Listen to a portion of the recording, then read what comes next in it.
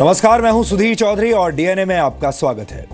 आज एक ऐतिहासिक दिन है क्योंकि केंद्र सरकार ने सुप्रीम कोर्ट में एक एफिडेविट फाइल किया है जिसमें कहा गया है कि 3 तलाक, निकाह हलाला और एक से ज्यादा निकाह करना कानूनी रूप से सही नहीं है। यह बहुत बड़ी बात है। आप ये भी कह सकते हैं कि हमारे देश में यूनिफॉर्म सिविल कोड लागू करने की दिशा में आज सरकार ने पर्सनल लॉ पर सर्जिकल स्ट्राइक कर दी है। इसलिए आज डीएनए में हम इस खबर का गहरा विश्लेषण करेंगे और आपको इसके हर पहलू के बारे में जानकारी देंगे। हमारे पास सरकार द्वारा सुप्रीम कोर्ट में दाखिल किया गया 29 पेज का एफिडेविट है और इस एफिडेविट में यह लिखा है कि अलग अलग धर्मों के पर्सनल लॉ महिलाओं की गरिमा से ऊपर नहीं हो सकते और अगर किसी धर्म का पर्सनल लॉ किसी व्यक्ति के मौलिक अधिकारों का हनन करता है तो वो अवैध है। इसके बारे में आज हम आपको विस्तार से जानकारी देंगे और इसके अलावा आज मुझे आपको ये जानकारी देते हुए बहुत खुशी हो रही है कि अगले 26 महीनों में यानी वर्ष 2018 के अंत तक भारत और पाकिस्तान की सीमा पर the great wall of India खड़ी हो जाएगी। इस दीवार के निर्माण के बाद सीमा पार से भारत में घुसपैठ का सपना देखने वाले आतंकवादी अब कहेंगे कि यह दीवार टूटती क्यों नहीं। आप ये बात जानते हैं कि भारत में पाकिस्तान की तरफ से जितनी भी आतंकवादी हमले होते हैं उनमें घुसपैठ करके भारत में दाखिल होने वाले आतंकवादियों की संख्या सबसे ज्यादा होती है। इसलिए अब हमारे बॉर्डर सिक्योरिटी सिस्टम की कमियों को दूर करके उसे अपग्रेड करने की कोशिश की जा रही है। उरी में हुए आतंकवादी हमले के बाद बॉर्डर की सुरक्षा व्यवस्था को अभेद बनाने के लिए केंद्रीय गृह मंत्रालय ने आज एक बड़ा फैसला किया है। अब भारत पाकिस्तान की सीमा को दिसंबर 2018 तक पूरी तरह से सील कर दिया जाएगा और इसके लिए बॉर्डर पर जहां भी संभव होगा वहां फौलाद जैसी दीवार खड़ी की जाएगी। यह दीवार बनाने का फैसला पाकिस्तान की तरफ से घुसपैठ को रोकने के लिए एक बहुत बड़ा कदम है। इसलिए आज हम the great wall of India का डीएनए टेस्ट करेंगे। इसके बाद हम आपको एक ऐसे गांव की सैर करवाएंगे जहां हर व्यक्ति की वार्षिक आय करीब 88 लाख रुपए है। यह एक ऐसा गांव है जिसके पास अपना खुद का 5 स्टार होटल है। गांव के लोगों के पास महंगी गाड़ियां हैं और वहां के लोग बड़े और आलीशान घरों में शानदार जिंदगी जीते हैं। ये गांव कहां है और वहां के लोग इतने अमीर कैसे हो गए, ये हम आपको थोड़ी देर में बताएंगे। अभी इसे एक सीक्रेट रखते हैं। और आज हम आपकी सेहत से जुड़ी एक बहुत जरूरी जानकारी भी आपको देने वाले हैं। अगर आप हर रोज 8 घंटे से ज्यादा काम करते हैं और आपको आराम करने का मौका नहीं मिलता तो ये खबर आपको आज मिस नहीं करनी चाहिए। ये हमारा फ्राइडे स्पेशल डीएनए टेस्ट है जो आपको और आपके परिवार को स्वस्थ बनाएगा। लेकिन आज का डीएनए टेस्ट शुरू करने से पहले देखते हैं आज की तमाम बड़ी खबरें नॉनस्टॉप न्यूज में। राहुल गांधी के खून की दलाली करने वाले बयान पर आज 4 बड़े नेताओं ने प्रेस कॉन्फ्रेंस की। सबसे पहले बीजेपी अध्यक्ष अमित शाह सामने आए। राहुल गांधी ने जब जवानों के खून की दलाली का शब्द प्रयोग किया तब उन्होंने सभी सीमाओं को लांघ दिया है। अमित शाह को जवाब देने का जिम्मा कांग्रेस ने कपिल सिब्बल को दिया। इस सर्जिकल स्ट्राइक के बाद ये सोच रहे हैं कि मरीज ठीक हो गया, कैंसर खत्म हो गया, टेररिज्म खत्म हो गया। सिब्बल के बयान के बाद बीजेपी नेता रविशंकर प्रसाद आए। कहा, राहुल की भक्ति में कांग्रेस देशभक्ति भूल गई है। कांग्रेस पे राहुल भक्ति देशभक्ति पर भारी पड़ रही है। राहुल का बचाव देश के बचाव से नहीं। रविशंकर प्रसाद के बाद कांग्रेस के रणदीप सुरजेवाला ने प्रेस कॉन्फ्रेंस की। बोले, सैनिकों के शौर्य को बीजेपी अपने रंग में रंगने की कोशिश कर रही है। मोदी सरकार ने सेना की पराक्रम और बहादुरी और शौर्य के उस डॉक्ट्रिन को भारतीय जनता पार्टी के रंग में रंगने का अपराध किया है। पीएम मोदी पर खून की दलाली वाली टिप्पणी के बाद राहुल गांधी आज एक साथ कई दलों के निशाने पर थे। वाइस प्रेसिडेंट कांग्रेस पार्टी के इस प्रकार की बात करते हैं। कभी सोनिया गांधी जी मौत का सौदागर कहती है, कभी खून की होली और खून की दलाली। ये सब जो शब्द प्रयोग है अंतर्राष्ट्रीय, आप भारत की छवि किस प्रकार आप बता रहे हो लोगों को। जेडीयू ने कहा कि सर्जिकल स्ट्राइक के मुद्दे पर राजनीति गलत है। लालू प्रसाद ने राहुल को नसीहत दी। उन्होंने बोलने का ठीक से नहीं बोल पाया, नहीं रख सके। राहुल गांधी ठीक से मैटर को नहीं रख पाया। दिल्ली के सीएम केजरीवाल ने भी राहुल गांधी के बयान को गलत बताया। दिसंबर 2018 तक भारत पाकिस्तान की सीमा पूरी तरह सील कर दी जाएगी। केंद्रीय गृह मंत्री राजनाथ सिंह ने आज जैसलमेर में बीएसएफ और पाकिस्तान सीमा से जुड़े 4 राज्यों पंजाब, राजस्थान, गुजरात और जम्मू कश्मीर के प्रतिनिधियों के साथ बैठक की। बैठक में भारत पाक सीमा के लिए बॉर्डर सिक्योरिटी ग्रिड बनाने का भी फैसला लिया गया। एक नया कंसेप्ट आया है बॉर्डर सिक्योरिटी को ध्यान में रखते हुए, बॉर्डर सिक्योरिटी ग्रिड का। इस बॉर्डर सिक्योरिटी ग्रिड को फाइनल शेप देंगे इंडो पाक सीमा को दिसंबर 2018 तक पूरी तरह से सील कर दिया जाए। पाकिस्तान से लगी सीमा पर कई जगह ऊंची दीवार भी बनाई जाएगी। सीमा पर घुसपैठ रोकने के लिए माइक्रो एरोस्टैट बैलून भी लगाए जाएंगे। भारत पाकिस्तान सीमा की कुल लंबाई 3,323 किलोमीटर है। केंद्र सरकार ने सुप्रीम कोर्ट में हलफनामा दाखिल करके 3 तलाक का विरोध किया है। सरकार ने कोर्ट में कहा कि संविधान धार्मिक भेदभाव की इजाजत नहीं देता। ट्रिपल तलाक, बहुविवाह और हलाला इस्लाम के अटूट हिस्से नहीं हैं। लिंग के आधार पर किसी के साथ नाइंसाफी नहीं होनी चाहिए। हर धर्म की महिलाओं को बराबरी से जीने का हक है। जो पर्सनल लॉ बुनियादी हक के खिलाफ हो वो गैर कानूनी है। और जबरदस्ती ट्रिपल तलाक बगैर किसी प्रोसीजर और कोड ऑफ कंडक्ट को फॉलो करके दी जा रही है तो वो कतन गलत है। हम ये समझते हैं और ये एक्सपेक्ट करते हैं कि इस्लामी शरीयत में, मुस्लिम पर्सनल लॉ में न सरकार की तरफ से न अदालतों की तरफ से कोई भी इंटरफेरेंस किया जाएगा। सुप्रीम कोर्ट में 3 तलाक के विरोध में दायर याचिकाओं को मुस्लिम पर्सनल लॉ बोर्ड ने खारिज करने की मांग की थी। सुप्रीम कोर्ट ने इसी पर केंद्र सरकार से अपना पक्ष स्पष्ट करने को कहा था। हाजी अली दरगाह में महिलाएं फिलहाल नहीं जा सकेंगी। सुप्रीम कोर्ट ने बॉम्बे हाई कोर्ट के फैसले पर लगे स्टे को बढ़ा दिया है। बॉम्बे हाई कोर्ट ने दरगाह ट्रस्ट की अपील पर अपने ही फैसले पर स्टे लगा दिया था। सुप्रीम कोर्ट ने कहा कि दरगाह को प्रोग्रेसिव स्टैंड के साथ अदालत में आना चाहिए। साथ ही सुप्रीम कोर्ट ने पूछा कि साबरीमाला मंदिर और हाजी अली में महिलाओं की एंट्री के मामले में क्या फर्क है। हम सिंपल ये कह रहे हैं कि हाजी अली मजार में जाना या किसी भी धार्मिक स्थान में जाना जो हमारा बराबरी का हक है, कुरान की रोशनी में ये हमारा हक है, देश के संविधान की रोशनी में ये हमारा हक है।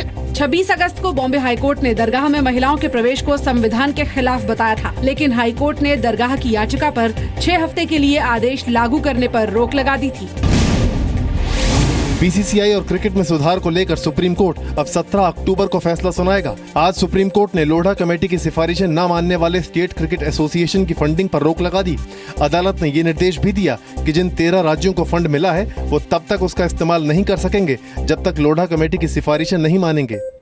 सुप्रीम कोर्ट ने सख्ती दिखाते हुए जो कल बीसीसीआई ने फंड 29 तारीख को डिसवर्स किया था और 30 तारीख के एसडीएम में पास किया था, उस फंड पे तत्काल प्रभाव से रोक लगा दिया गया है। सुप्रीम कोर्ट ने बीसीसीआई अध्यक्ष अनुराग ठाकुर को लोढ़ा कमेटी की सिफारिशों पर आईसीसी प्रमुख शशांक मनोहर से हुई बातचीत की जानकारी पर कोर्ट में हलफनामा देने के लिए कहा है। ये तो आज शुरुआत है, असली तो दफनाए जाएंगे 17 तारीख को। इनसे कहा गया है कि अभी भी लाइन में आ जाओ, बात मान लो।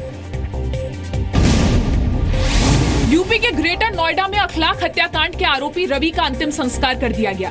रवि के घर वाले उसके शव को लेकर 4 दिनों से अनशन पर बैठे थे। गांव वालों और प्रशासन में हुए समझौते के मुताबिक इस मामले में अखलाक के भाई की गिरफ्तारी होगी। हालांकि उसे जांच पूरी होने के बाद ही गिरफ्तार किया जाएगा।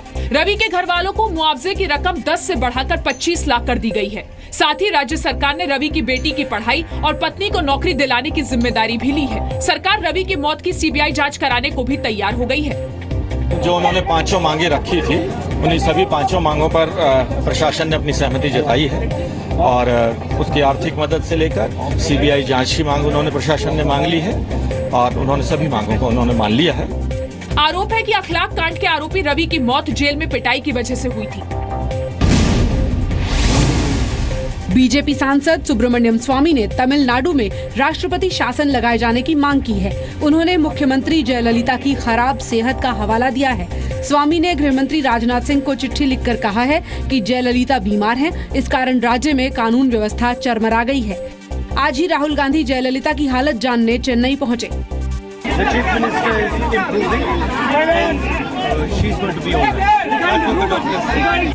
बुखार और डिहाइड्रेशन के बाद जयललिता को 22 सितंबर को चेन्नई के अस्पताल में भर्ती कराया गया था। डॉक्टर कह रहे हैं कि उनकी हालत में सुधार हो रहा है, लेकिन आशंका है कि उन्हें काफी दिनों तक अस्पताल में रहना पड़ सकता है। पाकिस्तान की प्रिया शादी करने अब जोधपुर आ पाएगी। कराची की रहने वाली प्रिया की शादी 7 नवंबर को जोधपुर के नरेश टवानी से होनी है, लेकिन भारत पाकिस्तान के बीच तनाव की वजह से प्रिया और उनके रिश्तेदारों को भारत आने का वीजा नहीं मिल पा रहा है। नरेश टवानी ने इस बारे में विदेश मंत्री सुषमा स्वराज को ट्वीट किया, जिसके जवाब में सुषमा स्वराज ने कहा, आप चिंता ना करें, हम वीजा दिलवा देंगे। कृपया आप परेशान ना हो, हम वीजा दे देंगे। शादी के लिए लड़की के 15 रिश्तेदारों को भारत के वीजा की जरूरत है। 3 साल पहले नरेश और प्रिया की जोधपुर में ही सगाई हुई थी। तलाक एक ऐसा शब्द है जो न सिर्फ हंसते मुस्कुराते परिवार के टुकड़े कर देता है, बल्कि रिश्तों के मायने भी बदल देता है। हमारे देश में 3 तलाक का जहर पीने वाली न जाने कितनी मुस्लिम महिलाएं हैं जो किसी न किसी डर की वजह से खामोश रहती हैं और अपने ऊपर होने वाले अत्याचारों को सहती रहती हैं।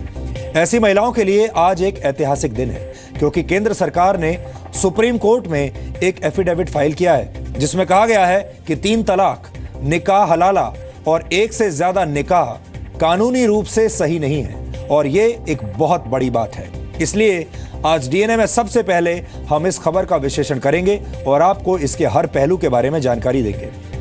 सबसे पहले आज ये देखते हैं कि सरकार ने सुप्रीम कोर्ट में जो एफिडेविट फाइल किया है उसकी बड़ी बातें क्या है।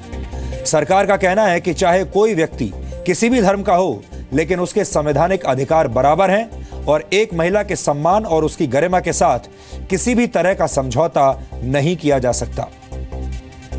एफिडेविट में यह भी लिखा है कि अलग अलग धर्मों के पर्सनल लॉ महिलाओं की गरिमा से ऊपर नहीं हो सकते। अगर किसी धर्म का पर्सनल लॉ किसी व्यक्ति के मौलिक अधिकारों का हनन करता है तो वो अवैध है। 3 तलाक, निकाह हलाला और एक से ज्यादा निकाह करना धर्म की मूल भावना के लिए आवश्यक नहीं है। यहां आपके लिए जानना जरूरी है कि निकाह हलाला का मतलब क्या होता है। इस परंपरा के मुताबिक अगर तलाकशुदा पति पत्नी फिर से एक दूसरे के साथ निकाह करना चाहें, फिर से एक दूसरे के साथ रहना चाहें, तो पत्नी को पहले दूसरा निकाह करना होगा और फिर उसके दूसरे पति को उसे पहले तलाक देना होगा और तभी वो अपने पहले पति से दोबारा निकाह कर सकती है। इसके अलावा तलाक बिदअत का मतलब है 3 बार तलाक बोलने से ही तलाक हो जाना, जिसे 3 तलाक या ट्रिपल तलाक भी कहा जाता है। और तीसरी प्रथा है पुरुषों को एक से ज्यादा निकाह करने की इजाजत, यानी बहुविवाह। 3 तलाक का यह मुद्दा कुछ महीने पहले एक पीड़ित मुस्लिम महिला की वजह से चर्चा में आया था। इस महिला का नाम सायरा बानो है और वो उत्तराखंड की रहने वाली है। सायरा बानो ने सुप्रीम कोर्ट में एक याचिका दाखिल की थी और 3 तलाक की परंपरा पर बैन लगाने की मांग की थी। 29 अप्रैल 2016 को हमने डीएनए में सायरा बानो की तकलीफ को देश के सामने रखा था और इसके बाद ये मामला आज यहां तक पहुंच गया। इस विश्लेषण में आगे बढ़ने से पहले हम आपको अपनी उस पुरानी रिपोर्ट का एक हिस्सा दिखाना चाहते हैं ताकि आपको पूरे संदर्भ का ज्ञान हो जाए। आज मैं आपकी मुलाकात एक ऐसी महिला से करवाऊंगा जो देश की करीब 9 करोड़ मुस्लिम महिलाओं की आवाज बनकर हमारे सिस्टम से कई चुभने वाले सवाल पूछ रही है और मुस्लिम समुदाय के ठेकेदारों की आंख से आंख मिलाकर सही और गलत की परिभाषा बदलने के लिए कह रही है। इस महिला का सवाल यह है कि हमारे देश में मुस्लिम महिलाओं को तलाक, तलाक और तलाक यानी 3 तलाक के डर से आजादी कब मिलेगी? तलाक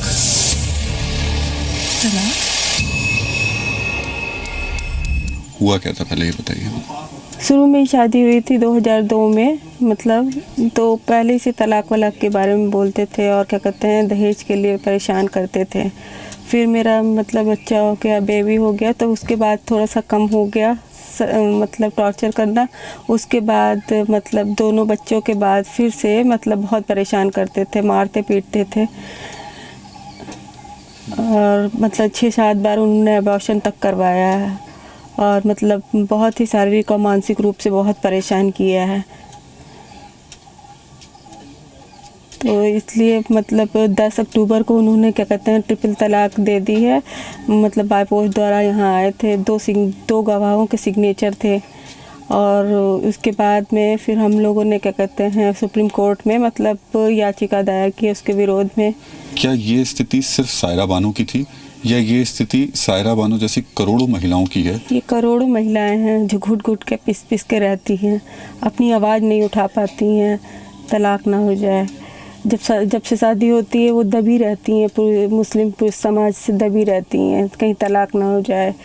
इसलिए ये चीज़ें ख़त्म होनी चाहिए ताकि वो आज़ादी से रह सकें मुस्लिम महिलाएं जो हैं। लेकिन आपको लग रहा है कि एक ये मुहिम बन गई है कि अभियान बन गया है और देश में 9 करोड़ महिलाएं जो कि अमूमन चुप रहती थी, घुटती रहती थी, बढ़ेंगी आगे, आपका साथ देंगी, आपकी आवाज़ बनेंगी, लग रहा है आपको? हाँ, उम्मीद तो है हमें अपने देश के संविधान से और अपने देश की महिलाओं से और महिलाओं क्या पुरुष समाज से भी मतलब क्या कहते हैं उम्मीदें हैं, बहुत उम्मीदें हैं। सुप्रीम कोर्ट से हमें बहुत उम्मीदें हैं। ये मुस्लिम पर्सनल लॉ जो है एकदम बदलाव नहीं, मतलब ये एकदम सपोर्ट ही में नहीं रहता महिलाओं के। वो मतलब नहीं चाहते कि क्या कहते हैं चेंज हो कुछ भी।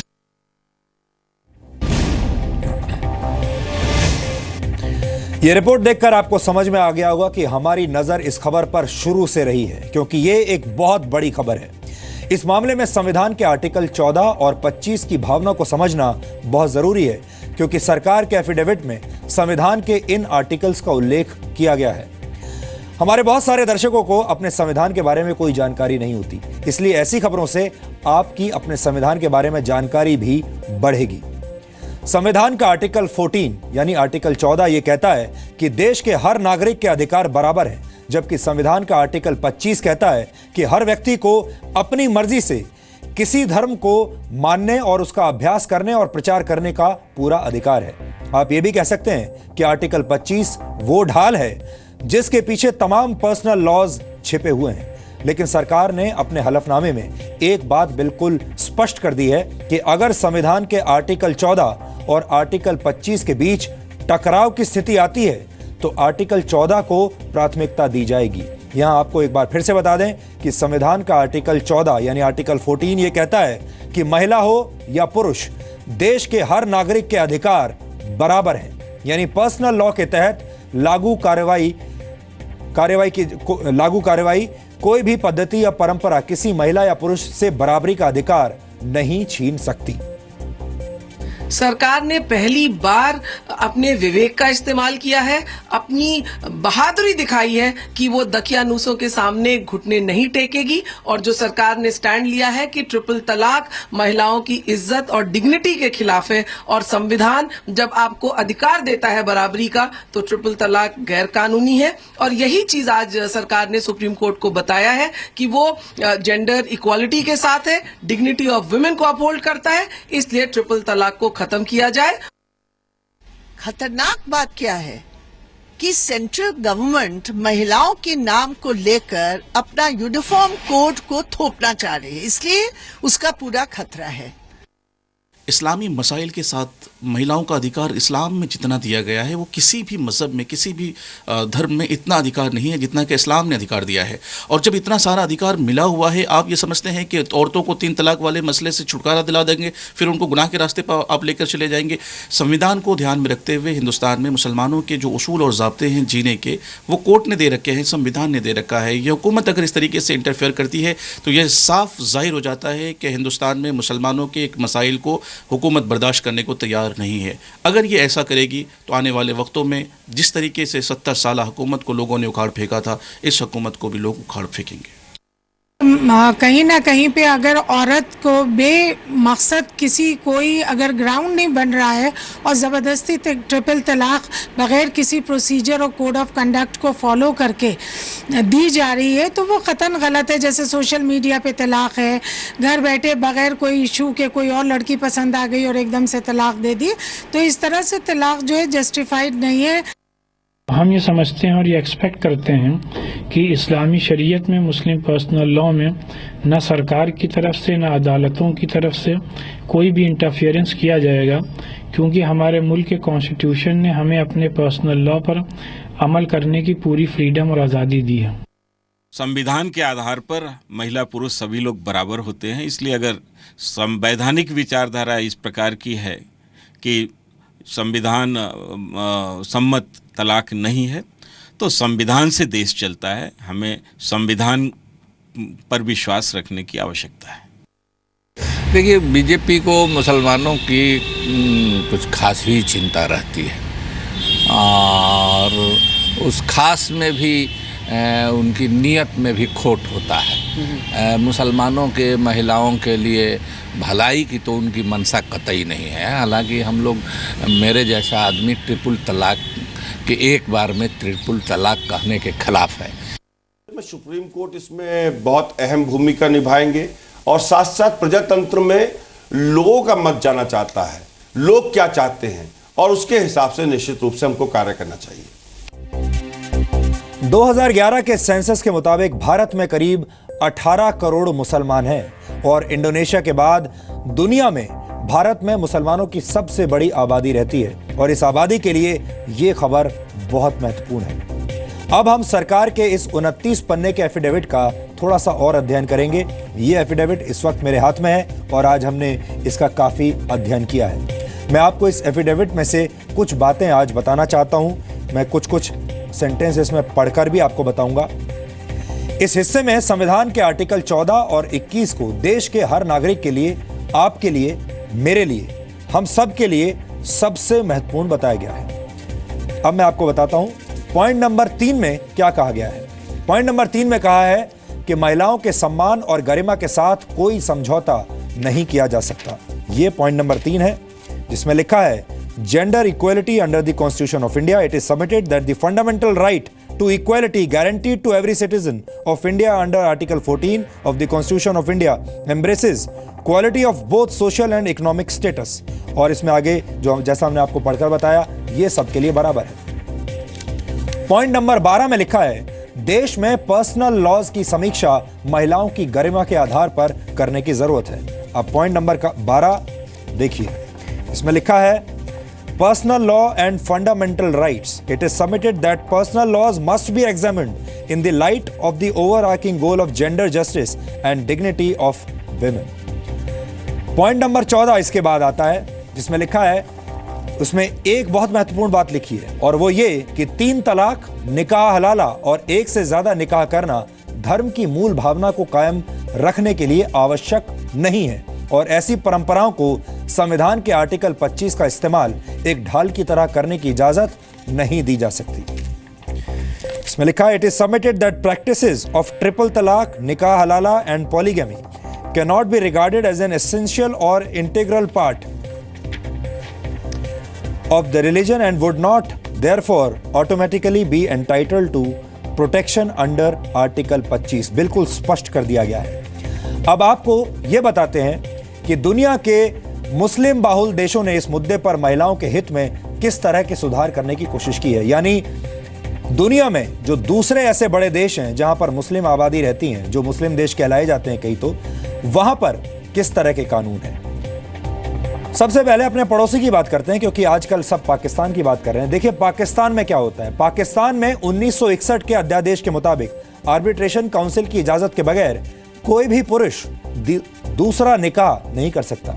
अफगानिस्तान में एक साथ 3 बार तलाक कहकर तलाक लेना गैर कानूनी है। मोरक्को में पहली पत्नी की रजामंदी और जज की इजाजत लिए बगैर दूसरा निकाह नहीं हो सकता। अगर पुरुष सबको राजी कर भी लेता है तो भी उसे इस बात की गारंटी लेनी होती है कि वो 2 परिवारों का खर्च उठा सकता है। यानी मोरक्को में 3 बार तलाक कहकर कोई भी पुरुष किसी महिला से उसके सम्मानजनक जीवन का अधिकार नहीं छीन सकता। ट्यूनीशिया में 3 तलाक पर प्रतिबंध लगाया जा चुका है। टर्की में 1 से ज्यादा निकाह करने पर 2 साल की सजा दी जाती है। इंडोनेशिया में दूसरे निकाह और तलाक के लिए धार्मिक अदालत से इजाजत पहले लेनी होती है। और अल्जीरिया पुरुष द्वारा तलाक देने के एक तरफा अधिकार को खत्म कर चुका है। वहां तलाक के मामले कोर्ट के जरिए ही निपटाए जाते हैं। यही वजह है कि अपने एफिडेविट में सरकार ने यह भी कहा है कि पाकिस्तान सहित कई मुस्लिम देशों ने इस समस्या का समाधान करने के लिए नए कानून अपनाए हैं और महिलाओं के अधिकारों की रक्षा करने की कोशिश की है। एफिडेविट में लिखा है कि ट्रिपल तलाक की भारत जैसे धर्मनिरपेक्ष देश में कोई जगह नहीं है। यह महिलाओं के प्रति बहुत बड़ा भेदभाव और अन्याय है। यहां पर आपको शाहबानो केस का जिक्र करना भी हमारे लिए आपके जरूरी है, क्योंकि इससे हमारे देश के राजनीतिक सिस्टम की खोखली सोच का पता चलता है। शाहबानो एक 62 वर्ष की मुसलमान महिला थी जिनके 5 बच्चे थे। शाहबानो को 1978 में उनके पति ने तलाक दे दिया था। शाहबानो ने अपने पति से गुजारा भत्ता लेने के लिए अदालत में अपील की। इसके बाद जब तक ये मामला सुप्रीम कोर्ट तक पहुंचा तब तक 7 साल बीत चुके थे। 1985 में इस मामले में सुप्रीम कोर्ट ने एक ऐतिहासिक फैसला सुनाया और शाहबानो के पति को गुजारा भत्ता देने का आदेश दिया। भारत के रूढ़िवादी मुसलमानों ने इस फैसले का जमकर विरोध किया। उस दौर में all India personal law board नाम की एक संस्था बनाई गई थी। पर्सनल लॉ के समर्थकों ने सभी प्रमुख शहरों में आंदोलन करने की धमकी दी थी। इसके बाद 1986 में राजीव गांधी की सरकार ने एक कानून पास किया जिसने शाहबानो मामले में न्यायालय के निर्णय को उलट दिया। अपने इस फैसले को राजीव गांधी की सरकार ने धर्मनिरपेक्षता के उदाहरण के रूप में प्रस्तुत किया था।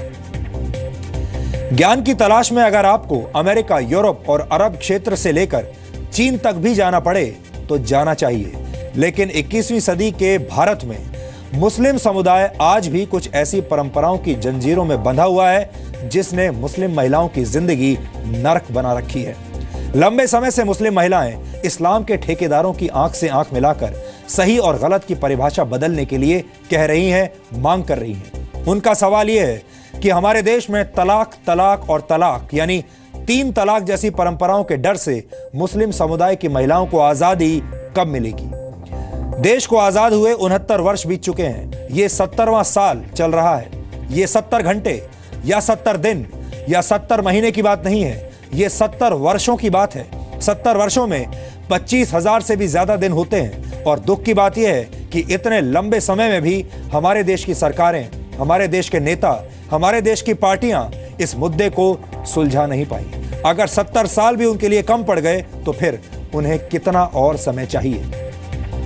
सुप्रीम कोर्ट बार बार यह कहता रहा है कि देश में यूनिफॉर्म सिविल कोड होना चाहिए, यानी एक देश में अलग अलग कानून नहीं होने चाहिए। लेकिन 70 वर्ष बीत जाने के बाद भी किसी भी सरकार ने, किसी भी पार्टी की सरकार ने यह इच्छा शक्ति अभी तक नहीं दिखाई है कि हमारे देश में सबके लिए एक समान कानून हो। राजनीतिक पार्टी कोई भी हो, सब आम जनता को वोट बैंक की तरह देखती आई हैं और जब तक वोट बैंक की राजनीति चलती रहेगी तब तक हमारे देश में बड़े और पॉजिटिव बदलाव नहीं आएंगे। 3 तलाक का मुद्दा यूनिफॉर्म सिविल कोड का एक छोटा सा हिस्सा है।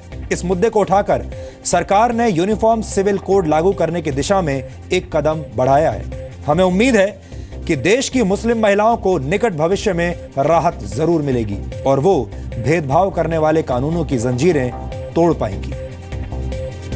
यह भी एक इत्तेफाक है कि आज लॉ कमीशन ने देश के नागरिकों से भारत में यूनिफॉर्म सिविल कोड लागू करने के हर संभव तरीके को लेकर उनकी राय मांगी है। इसके लिए लॉ कमीशन ने भारत के नागरिकों से कुछ सवालों के जवाब मांगे हैं।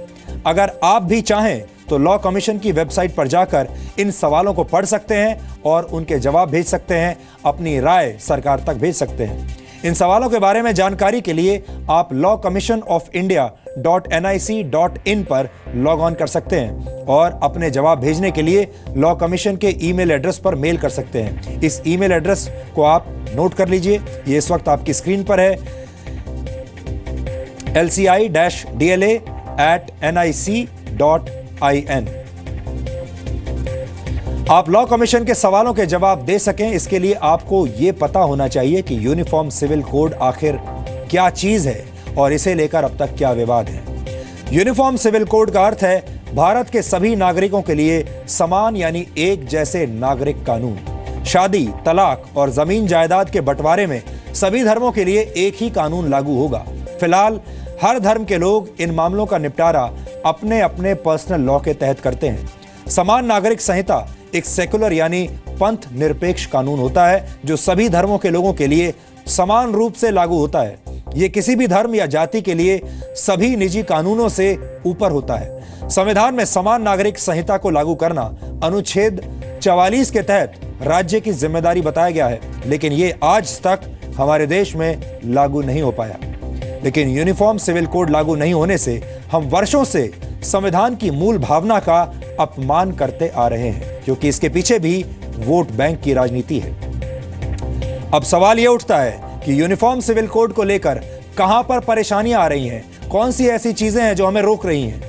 कई लोगों का यह मानना है कि यूनिफॉर्म सिविल कोड लागू हो जाने से देश में हिंदू कानून लागू हो जाएगा, जबकि सच्चाई यह है कि यूनिफॉर्म सिविल कोड एक ऐसा कानून होगा जो हर धर्म के लोगों के लिए बराबर होगा और उसका धर्म से कोई लेना देना नहीं होगा। फिलहाल मुस्लिम, ईसाई और पारसी समुदाय का अपना पर्सनल लॉ है, जबकि हिंदू सिविल लॉ के तहत हिंदू, सिख, जैन और बौद्ध आते हैं। अगर यूनिफॉर्म सिविल कोड लागू हो जाए तो सभी धर्मों के लिए पूरे देश में एक जैसा कानून होगा, यानी शादी, तलाक, गोद लेना और जायदाद के बंटवारे में सबके लिए एक जैसा कानून होगा, फिर चाहे वो किसी भी धर्म का क्यों ना हो। फिलहाल हर धर्म के लोग इन मामलों का निपटारा अपने पर्सनल लॉ यानी निजी कानूनों के तहत करते हैं। मुस्लिम धर्म के लोगों के लिए इस देश में अलग कानून चलता है जो मुस्लिम पर्सनल लॉ बोर्ड के जरिए लागू होता है। मुसलमानों में ट्रिपल तलाक के मुद्दे पर इन दिनों पूरे देश में खूब बहस चल रही है और इसे हटाने की मांग भी की जा रही है। मुसलमानों में तलाक मुस्लिम पर्सनल लॉ यानी शरिया के जरिए होता है। वैसे निजी कानूनों का यह विवाद अंग्रेजों के जमाने से चलता आ रहा है। उस दौर में अंग्रेज मुस्लिम समुदाय के निजी कानूनों में बदलाव करके उनसे दुश्मनी मोल नहीं लेना चाहते थे, यानी इसमें भी उनका स्वार्थ छिपा हुआ था। आपको ये जानकर हैरानी होगी कि आजादी के बाद वर्ष 1950 के दशक में हिंदू कानून में तब्दीली की गई थी, लेकिन दूसरे धर्मों के निजी कानूनों में कोई बदलाव नहीं हुआ। यूनिफॉर्म सिविल कोड लागू करने में सबसे बड़ी समस्या यह है कि इसके लिए कानूनों में जो मौजूदा कानून है हमारे, उनमें ढेर सारी तब्दीलियां करनी पड़ेंगी। दूसरी समस्या यह है कि तमाम राजनीतिक पार्टियां अलग अलग वजहों से इस मुद्दे पर बहस नहीं करना चाहती, क्योंकि ये उनके एजेंडे को सूट नहीं करता और इससे उनके वोट बैंक को नुकसान हो सकता है, जिसका नतीजा ये है कि देश आज भी अलग अलग कानूनों की जंजीरों में जकड़ा हुआ है, जबकि हमारी आजादी को अब 70 साल होने वाले हैं। दुख इस बात का है कि जो बहस आज से 70 साल पहले खत्म हो जानी चाहिए थी, हम आज तक उसे ठीक से शुरू भी नहीं कर पाए हैं। अगर हम धार्मिक आधार पर बनाए गए पुराने कानूनों से मुक्ति पा लेते तो देश अब तक न जाने कितना आगे बढ़ चुका होता। यह सिर्फ कानून का नहीं बल्कि सोच का विषय है। और आज आपको यह भी समझ में आ गया होगा कि हमारे देश ने इन 70 सालों में जो नेता देखे हैं, जो सरकारें देखी हैं, वो अपने अपने निजी स्वार्थ की वजह से कैसे इन समस्याओं को नहीं सुलझा पाए। यहां अगर हम चाहें तो उदाहरण के तौर पर दूसरे देशों से भी प्रेरणा ले सकते हैं। फ्रांस में कॉमन सिविल कोड लागू है जो वहां के हर नागरिक पर लागू होता है। यूनाइटेड किंगडम के इंग्लिश कॉमन लॉ की तर्ज पर अमेरिका में फेडरल लेवल पर कॉमन लॉ सिस्टम लागू है। ऑस्ट्रेलिया में भी इंग्लिश कॉमन लॉ की तर्ज पर कॉमन लॉ सिस्टम लागू है। जर्मनी और उज्बेकिस्तान जैसे देशों में भी सिविल लॉ सिस्टम लागू है।